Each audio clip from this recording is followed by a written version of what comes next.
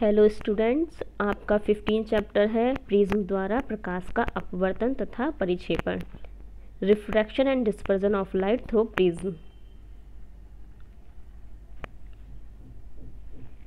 इसमें देखिए first topic है आपका प्रिज्म द्वारा प्रकाश का अपवर्तन, refraction of light through a prism.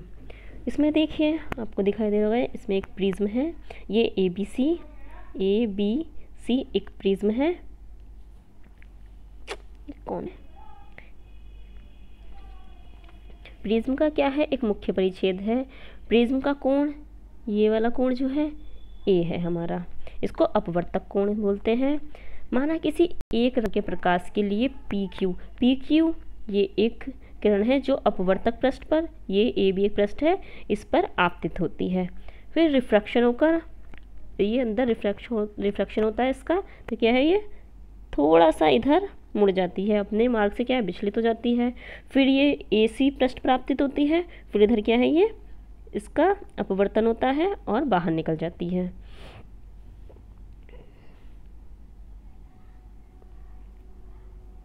क्या इसमें देखिए, ये AB पृष्ठ AB पर आपतन कोण हमारा I है, ये लिखा हुआ है I, तथा अपवर्तन कोण हमारा ये R है।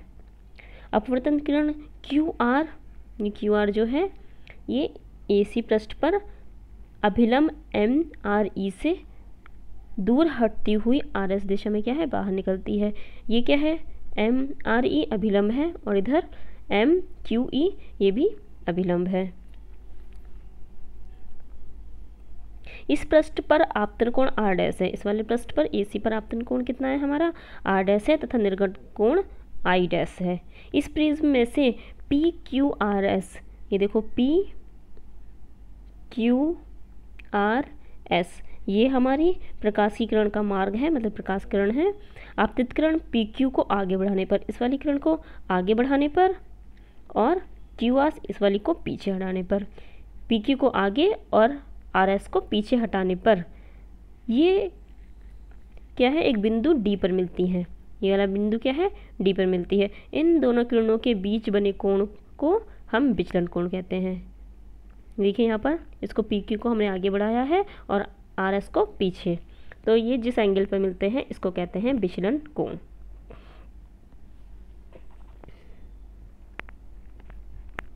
द्वारा प्रकाश का अपवर्तन को शो किया गया है, दिखाया गया है किस प्रकार से प्रिज्म में प्रकाश का अपवर्तन होता है।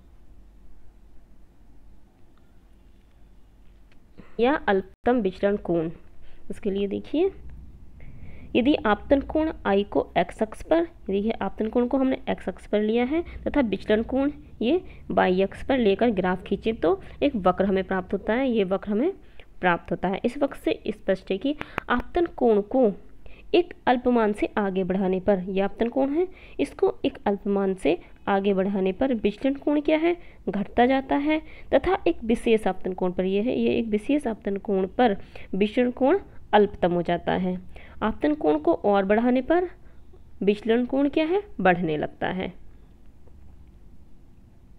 ठीक है, ये देखिए यहाँ पर फिर बढ़ने लगता है। इस प्रकार केवल एक ही विशेष आपतन कोण के लिए प्रिज्म अल्पतम विचलन उत्पन्न करता है, इसे ही न्यूनतम विचलन कोण कहते हैं। जिस पॉइंट से, जिस आपतन कोण पर ये विचलन कोण का मान क्या है, बढ़ना शुरू हो जाए, इस पॉइंट को हम कहते हैं न्यूनतम विचलन कोण। पहले क्या है, आपतन कोण को बढ़ाते जाते हैं तब विचलन कोण हमारा घटता जा रहा है, फिर एक विशेष आपतन कोण पर आकर ये विचलन कोण का मान क्या है, बढ़ने लगता है। जिस पॉइंट पर ये, जिस एंगल पर विचलन कोण का मान बढ़ना शुरू हो जाता है, इसको कहते हैं न्यूनतम विचलन कोण।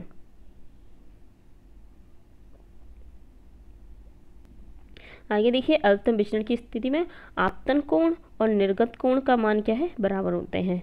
प्रिज्म में जो ये आपतन कोण था और निर्गत कोण जो था, ये क्या है, आपस में बराबर होते हैं। और प्रिज्म के भीतर अपवर्तित किरण प्रिज्म के आधार के समांतर होती है। प्रिज्म के अंदर जो ये अपवर्तित किरण थी, ये वाली, ये बाहर निकली थी, ये और ये प्रिज्म का आधार दोनों आपस में समांतर होते हैं। प्रिज्म के दोनों अपवर्तक पृष्ठों पर विचलन कोण I-R तथा I-R' का मान बराबर होता है। ये यहाँ से ऐसे गया था, ये यहाँ पर, तो ये वाला एंगल और ये वाला एंगल दोनों क्या है, बराबर होते हैं। आगे इसमें आपका प्रिज्म के अपवर्तनांक के लिए सूत्र, formula for a refractive index of the prism. देखिए इसमें चित्र अभी हमने चित्र के द्वारा आपको प्रिज्म का अपवर्तन बताया था। इसी प्रिज्म से हम प्रकाश का प्रिज्म के अपवर्तनांक का सूत्र निकालेंगे।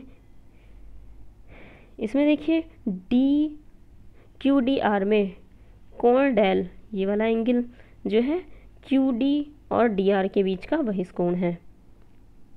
ये है क्यू डी और डी आर, इसके बीच का क्या है, वही कोण है। तब ये वाला एंगल बराबर होगा इस वाले और इस वाले एंगल के एडिशन के।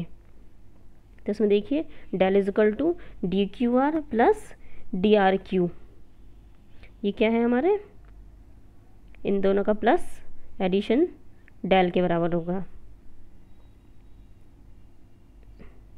ये देखिए क्योंकि ये एंगल आर है, आई है और ये वाला आई डैश है, तो ये वाला एंगल जो है हमारा होगा आई माइनस आर, और ये वाला एंगल जो है ये होगा I dash minus R dash.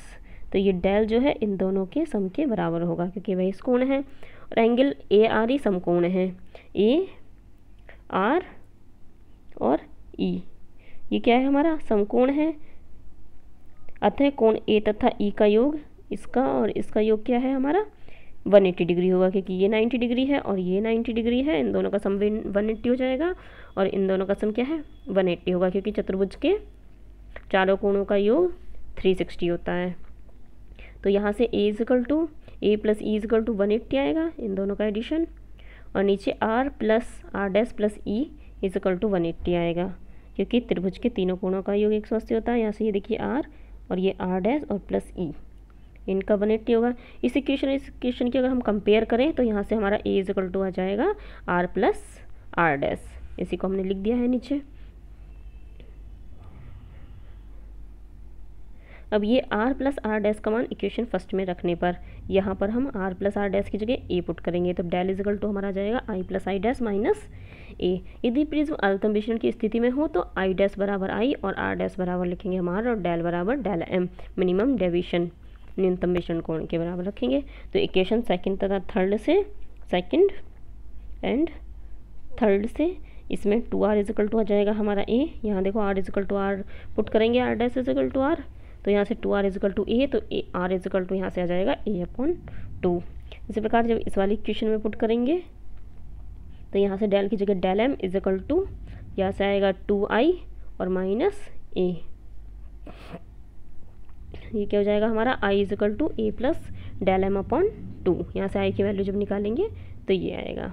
Snail का नियम हम जानते हैं, n equal to sine I upon sine R, तो यहाँ से i इजकल टू ये वाली वैल्यू पुट करेंगे और r इजकल टू ये, तो हमारा n इजकल टू आ जाएगा sign a plus del m/2 और नीचे साइन a/2। तो ये हमारा प्रिज्म का अपवर्तनांक का सूत्र है।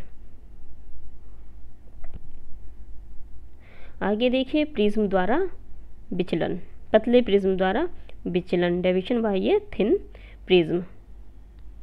जब प्रिज्म पतला हो अर्थात इसका कोण a 5 डिग्री या इससे कम हो, तब डेल m भी बहुत छोटा होगा, अतः sine a plus del m/2 equal to हम लिखेंगे a प्लस डेल m/2 और साइन a/2 की जगह a/2 रखेंगे।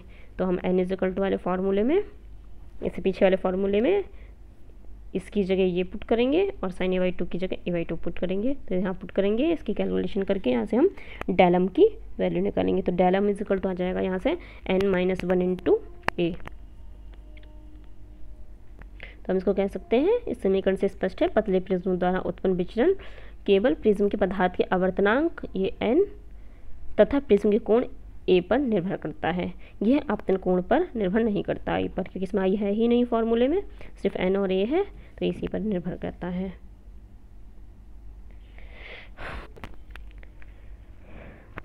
आगे आपका सूर्य के श्वेत प्रकाश का प्रिज्म द्वारा विचलन तथा परिक्षेपण। जब किसी प्रिज्म पर श्वेत प्रकाश की किरण डाली जाती है तो वह इन विभिन्न रंगों की अनेक किरणों में विभाजित हो जाती है। इस प्रक्रिया को प्रकाश का वर्ण विक्षेपण अथवा परिक्षेपण कहते हैं। देखिए जब प्रिज्म पर क्या है, श्वेत प्रकाश डाल रहे हैं तो ये अनेक रंगों में विभाजित हो गई, अनेक रंगों की किरणों में क्या है, विभाजित हो जाती है। ये देखिए इधर ये लाल रंग, ऐसे काफ़ी सारे कलर होते हैं, ज़्यादातर 7 हैं ये, इनमें डिवाइड हो जाती है। तो इनका ये किरण जो विभाजित हो रही है इसी को हम कहते हैं वर्ण विक्षेपण अथवा परिक्षेपण।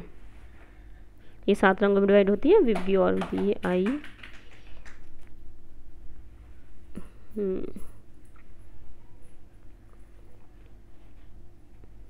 इन कलरों में डिवाइड हो जाती है, वायलेट, इंडिको, ब्लू, ग्रीन, येलो, ऑरेंज और रेड। इसमें बैंगनी कलर के लिए विषण कोण का मान क्या है, सबसे ज़्यादा होता है, और लाल रंग के लिए विषण कोण का मान सबसे कम होता है। इसमें देखो विषण कोण क्या है, सबसे कम बन रहा है रेड के लिए, और इसके लिए सबसे ज़्यादा बन रहा है।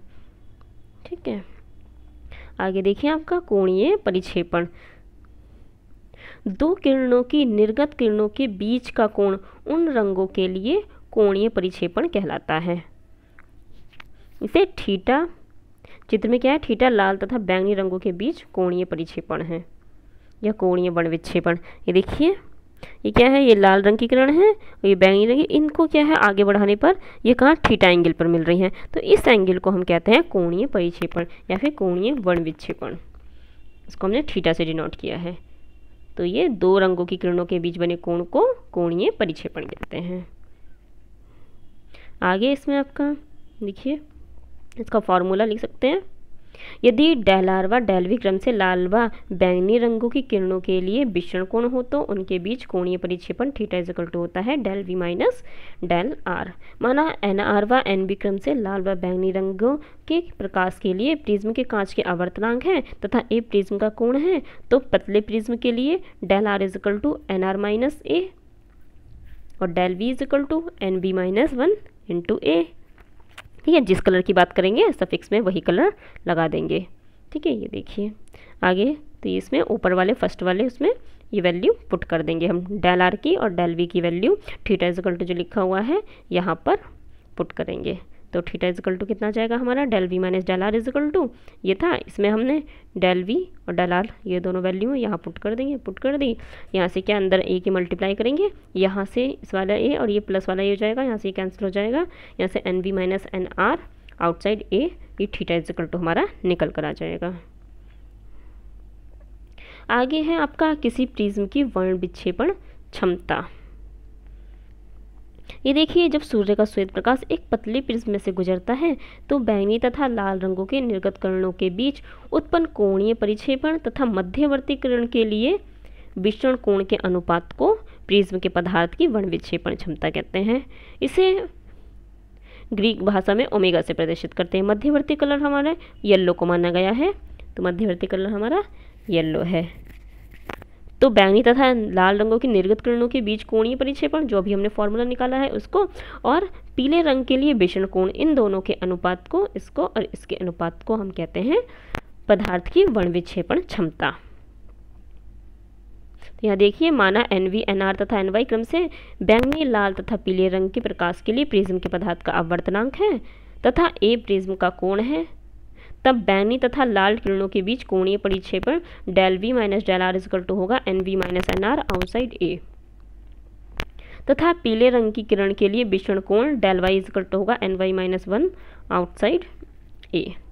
प्रिज्म की वर्ण विक्षेपण क्षमता इसे ओमेगा से प्रदर्शित करते हैं। ओमेगा इक्वल टू क्या कहा गया है, निर्गत किरणों के बीच के कोण, इसको, और येलो कलर के लिए विचरण कोण, इन दोनों के अनुपात को वर्ण विक्षेपण क्षमता कहते हैं। दोनों के फॉर्मूले लगा दिए, वैल्यू पुट कर दी, del V minus del R upon del Y, ये अपॉन ये इधर जो इक्वल टू में दिया हुआ है ये वैल्यू पुट कर दी हमने यहाँ पर, ए से ए कैंसिल हो जाएगा, यहाँ से हमारा ओमेगा इज इक्वल टू हो जाएगा del V N V minus N R upon N Y minus 1। विशेष स्थिति देखिए इसकी, वर्ण विक्षेपण क्षमता तथा परिक्षेपण क्षमता दो कोणों का क्या है, अनुपात है, अतः इसका कोई मात्रक नहीं होता, ये मात्रक, ये क्या इसका कोई मात्रक नहीं होता, ये बीमाहीन है, ये अदिश राशि है एक।